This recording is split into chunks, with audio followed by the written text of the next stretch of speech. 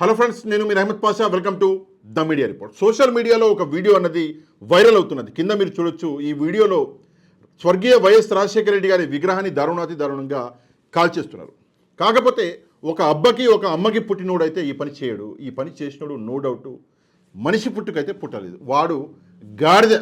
ఇందులో ఎట్లాంటి సందేహం లేదు. ఎందుకు నేను ఈ మాట అంటున్నానంటే, ఇదే పరిస్థితుల్లో ఎన్టీఆర్ గారి విగ్రహం ఉన్నా కూడా నేను ఇదే మాట అంటాను.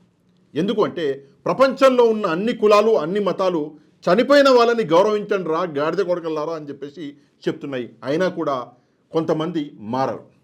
ఎందుకని రాజశేఖర రెడ్డి గారి విగ్రహాన్ని కాల్చేస్తున్నారు? ఎందుకని రాజశేఖర రెడ్డి గారి విగ్రహాన్ని పలగొడుతున్నారు? ఎందుకని ఆయన చేతులు పలగొడుతున్నారు, ఈ కాళ్ళు ఇరగొడుతున్నారు విగ్రహాలయ్యి అంటే ప్రతీకార చర్య అంట. అంటే మీరున్నప్పుడు మీ ప్రభుత్వం వల్ల మాకు ఈ నష్టం జరిగింది, అందుకే ఇప్పుడు మా ప్రభుత్వం వచ్చింది, మేము ఏమన్నా చేసుకుంటామని చెప్పేసి ఇట్లాంటి వికృత చర్యలు చేస్తున్నారు కొంతమంది గాడిద కొడుకులు. నేను ఒకటే విషయం చెప్తా. ఇందులో చాలా చాలా అంటే చాలా కుట్రలు ఉన్నాయి. ఏంటి ఆ కుట్రలు అంటే, ప్రజల్ని రెచ్చగొట్టాలి. ఎట్లా? నేను ఒక విషయం, మొన్నటిదాకా ఎలక్షన్ కమిషన్ చేతిలో ఉండే రాష్ట్రం, ఎలక్షన్ కమిషన్ చేతిలో ఉన్నప్పుడు విచ్చలవిడిగా ఏమైనా చేసుకున్నారు. కాకపోతే ఇప్పుడు రాష్ట్రం ఎవరి చేతిలో ఉంది అంటే స్టేట్ గవర్నమెంట్ వచ్చింది. చంద్రబాబు నాయుడు గారి చేతిలో రాష్ట్రం ఉన్నది. ఇప్పుడు ఏం సంఘటనలు జరిగినా కూడా ముఖ్యమంత్రిగా ఆయన సమాధానం చెప్పుకోవాలి. కాబట్టి ఏం చేయాలి? డైరెక్ట్గా అటాక్ చేయలేము. ఏం చేయాలంటే రెచ్చగొట్టాలి. రెచ్చగొట్టికి ఏం చేయాలంటే ఇట్లాంటి చర్యలు చేయాలి అని చెప్పేసి కావాలని ఈ విగ్రహాలని పలగొడుతున్నారు, విగ్రహాలని కాల్చేస్తున్నారు. కాకపోతే ఇక్కడ నేను కొంతమంది గురించి నేను మాట్లాడాలి. కొంచెం నేను అగ్రెసివ్గా మాట్లాడి కోపం మీద మాట్లాడుతున్నాను ఏమనుకోకండి. కాకపోతే నిజంగా ఆ వీడియో చూసినాక నాకైతే ఎక్కడి నుంచి ఎక్కడికో కాలుతుంది. ఎక్కడి నుంచో మీరు అర్థం చేసుకోవచ్చు. ఇక ఎవరి గురించి మాట్లాడాలి అంటే, మొదటిగా నేను చంద్రబాబు నాయుడు గారి గురించి మాట్లాడాలి. చంద్రబాబు నాయుడు గారు చాలాసార్లు ఈ మాట అన్నాడు. ఏమని అంటే, రాజశేఖర రెడ్డి నాకు పాత మిత్రుడు, మేము ఇద్దరము జీవితం, రాజకీయ జీవితం ఒకేసారి మొదలుపెట్టినాము, మేమిద్దరం కలిసి ఉండేది, కలిసి తినేది, కలిసి పండేది అని చెప్పేసి డైలాగ్ కొట్టిండు మన చంద్రబాబు నాయుడు గారు. కాకపోతే నేను ఒకటే విషయం చెప్తా. ఏంటి అంటే, మీ పాత మిత్రుడు అంటున్నారు, మీరు కలిసి ఉండేది అంటున్నారు, కలిసి పండేది అంటున్నారు, కలిసి తినేది అంటున్నారు. అట్లాంటిది ఈరోజు మీ మిత్రుడు చనిపోయిన మిత్రుడికి ఇట్లా ఆ విగ్రహాలు కాలుస్తుంటే, విగ్రహాలు పలగొడుతుంటే మీరేం చేస్తున్నారు? మరి మీకేం బాధ్యత లేదా? మీ మిత్రుడికి ఇట్లా జరుగుతున్నది, మీకేం బాధ్యత లేదా? నేను చాలా వీడియోలలో ముందు కూడా చెప్పిన, రేపు పొద్దున్న ప్రతి ఒక్కరు చావాల్సిందే. నేను కూడా వస్తా, వీడియో చూసేటోళ్ళు కూడా వస్తారు, రేపు పొద్దున మీరు కూడా వస్తారు. రేపు పొద్దున మీ విగ్రహాలు కూడా పెడితే ఇట్లాంటి సంఘటనలు జరిగితే లోకేష్ గారు మీ కొడుకు, ఆయన పరిస్థితి ఏంటి? అయ్యే మా నాన్న విగ్రహాలను పలగొడుతుండే అని చెప్పేసి ఆయన బాధపడడా? ఒక్కసారి మీరు ఆలోచించండి చంద్రబాబు నాయుడు గారు. ఇక నేను రెండో వ్యక్తి షర్మిల గురించి మాట్లాడాలి. ఎందుకంటే ఖచ్చితంగా మాట్లాడాలి. రాజశేఖర రెడ్డి గారు బతుకున్నప్పుడు రాజశేఖర రెడ్డి గారిని రాజకీయంగా పర్సనల్గా ఆయనని దూషించిన వాళ్ళు, ఆయన కష్టపెట్టిన వాళ్ళు, ఆయన ఇబ్బంది పెట్టిన వాళ్ళు అందరి దగ్గరికి పోయి వాళ్ళ కాళ్ళ మీద పడ్డది షర్మిల. కాకపోతే రాజశేఖర రెడ్డి గారికి ఇంత పెద్ద అవమానం జరుగుతున్నా, ఇన్ని దాష్టికాలు జరుగుతున్నా, ఆయన విగ్రహాలు పలగొడుతున్నారు, ఆయన గురించి నోటికి వచ్చినట్టు వాగుతున్నారు, ఆయన విగ్రహాలు కాల్చేస్తున్నా కూడా షర్మిలలో చలనం అన్నది లేదు. ఎందుకు లేదో అర్థం కావట్లేదు. రాజకీయం అంటే ఏంటి? నేను రాజశేఖర రెడ్డి బిడ్డ అని చెప్పేసి పొద్దున లేచినప్పటి నుంచి పనుకునేదాకా 10,000 సార్లు జపిస్తావు షర్మిల. అట్లాంటిది అదే రాజశేఖర రెడ్డి గారికి ఇంత అవమానం జరుగుతుంటే బయటికి రా, రోడ్డు మీదకి వచ్చి ధర్నా చేయి, పోయి గల్లా పట్టుకో, ఎవడు చేసిండో చూద్దాం. అంత ధైర్యం ఉందా? నిజంగా రాజశేఖర రెడ్డి బిడ్డ అయితే ఆ పని చేయాలి కదా. ఎందుకని చెప్పేసి మౌనంగా ఉన్నావు?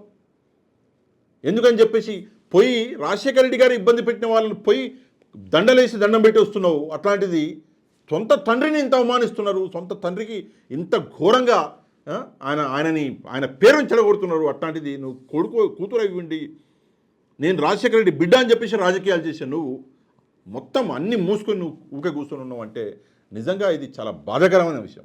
నిజంగా చాలా బాధ. అదే నా తండ్రికి జరిగి ఉంటే అన్ఫార్చునేట్లీ నేను ఊకే కూర్చునేటోడు గాను, పోయి గల్లా పట్టుకునేటోడిని. షర్మిల పరిస్థితి ఇది.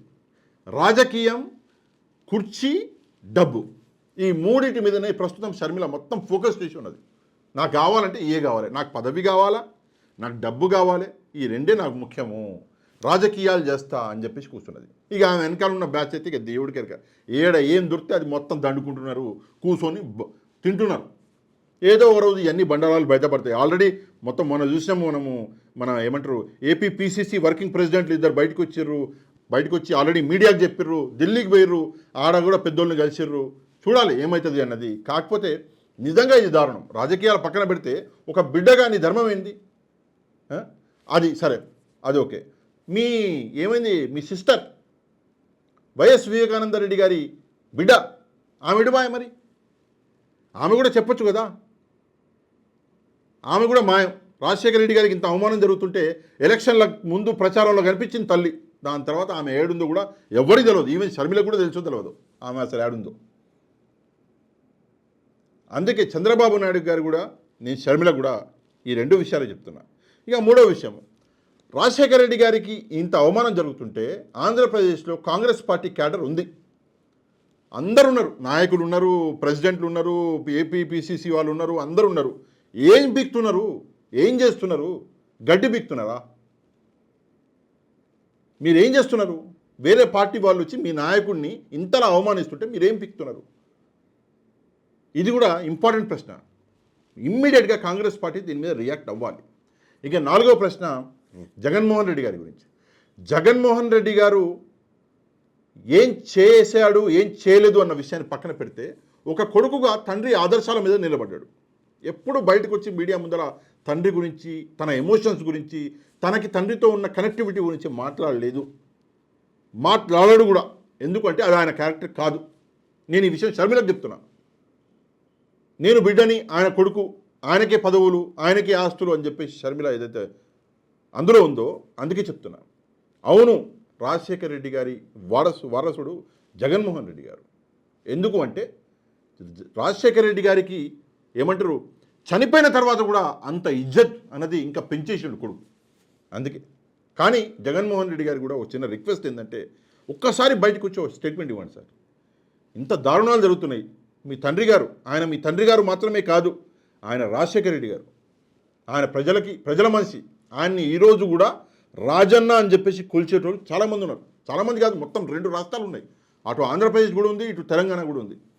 అట్లాంటి రాజన్నకి ఇంత అవమానం జరుగుతున్నది. ఒక్కసారి మీరు బయటికి రండి సార్, బయటకు వచ్చి ఒక స్టేట్మెంట్ ఇవ్వండి, అట్లీస్ట్ ఒక ట్వీట్ చేయండి దయచేసి. ఇక ప్రజలకు కూడా, అన్న రాజన్న మన నాయకుడు, మన నాయకుడికి అవమానం జరుగుతుంటే తప్పకుండా మనం అడ్డుకోవాలి. అట్లా అని చెప్పేసి గొడవలు పడొద్దు. నేను ఈ మాట మళ్ళీ చెప్తాను, గొడవలు పడొద్దు, కానీ ఆపండి. ఫర్ ఎగ్జాంపుల్, ఎవడో పనికి మాలిన అడ్డగాడిద ఆ పని చేస్తుంటే, ఆ అడ్డగాడిదకి ఒక తండ్రి ఉంటాడు, ఒక అమ్మ ఉంటుంది. పాపం వాళ్ళు ఆ అడ్డగాడిదని ఆపాలి. అరే ఏం చేస్తున్నావురా, పెద్ద మనిషి రా ఆయన పాపం రాష్ట్రం కోసం పనిచేసినోడు రా, రాష్ట్రం కోసం చచ్చిపోయిండు రా, ప్రజల దగ్గరికి పోతా ఆయన యాక్సిడెంట్లో చచ్చిపోయిండు రా, అట్లాంటి వ్యక్తిని నువ్వు అవమానిస్తున్నావారా, అట్లా చేయకరా అని చెప్పేసి ఆ గాడిదలకు గడిపెట్టాలి. ఇక చివరిగా పోలీసు వ్యవస్థ. దయచేసి నేను పోలీసు వ్యవస్థ కూడా విషయం కోరుతాను. ఏంటంటే, రాజకీయాలకి పోలీసు వాళ్ళు రావద్దు. అది మీ ధర్మం కాదు. రాజకీయాలలో పడ్డ పోలీసు వాళ్ళు బాగుపడచ్చు అసలు మన రికార్డులోనే లేదు. వాళ్ళు డబ్బులు సంపాదిస్తారు, కానీ ఇజ్జత్ పోద్ది.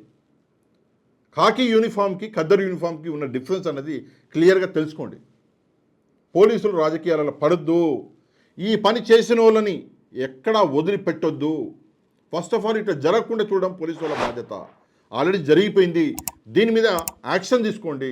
ఎంత కావాల్సి ఉంటే ఆ లెవెల్లో, హై లెవెల్లో యాక్షన్ తీసుకోండి. ఇట్లాంటివి మళ్ళీ జరగకుండా చూడండి. ఎందుకంటే ప్రభుత్వాలు మారుతుంటాయి. ఈరోజు ఒకడు ఉంటాడు, రేపు పొద్దున ఇంకోటి ఉంటాడు, ఎల్లుండి ఇంకోటి ఉంటాడు.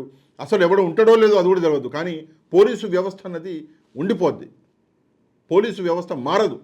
అందుకే పోలీసుల పేరు చెడిపోవద్దు. పోలీసులు రాజకీయ నాయకులకి చెంచాలుగా ఉండొద్దు. పోలీసులు వాళ్ళ ధర్మాన్ని నిర్వర్తించాలి. దయచేసి దీని మీద స్ట్రిక్ట్ యాక్షన్ తీసుకోవాలి అని చెప్పేసి నేను బాపట్ల ఎస్పీ గారికి కూడా రిక్వెస్ట్ చేస్తున్నా. దయచేసి దీని మీద యాక్షన్ తీసుకోండి అని చెప్పేసి ఏపీ డీజీపీ గారికి కూడా నేను రిక్వెస్ట్ చేస్తున్నా. తప్పకుండా ఈ వీడియోని లైక్ చేయండి, షేర్ చేయండి, మన ఛానల్ని సబ్స్క్రైబ్ చేసుకోండి. నెక్స్ట్ వీడియోలో మళ్ళీ కలుద్దాం. అంతవరకు థ్యాంక్ యూ వెరీ మచ్. జై హింద్.